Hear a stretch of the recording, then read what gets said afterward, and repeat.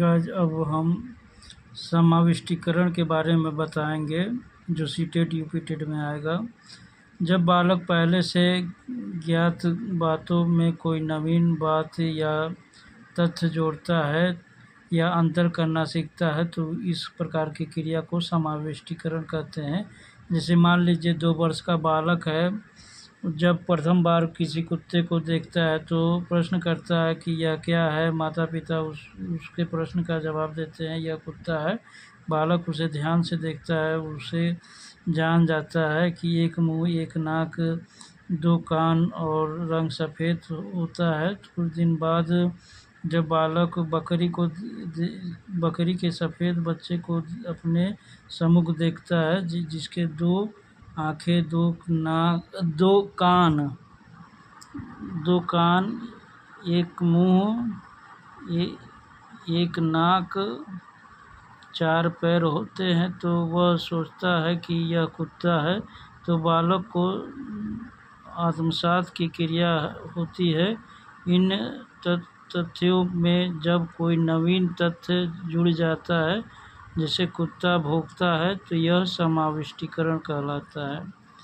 जैसे हूब कहने का अर्थ यही है, कुत्ता और बकरी में हूब लक्षण भले से रहे, माने मिलता जुलता लक्षण भले से ही रहे, लेकिन यहाँ आवाज़ के आधार पे अंतर हो जा रहा है। कुत्ता भौंकता है और बकरी म्याऊं म्याऊं करती है, तो इससे बच्चा जो है पहचान ले रहा है कि ये कुत्ता है और यह बकरी है। तो इस प्रकार की क्रिया समाविष्टीकरण कहलाती है। ठीक है।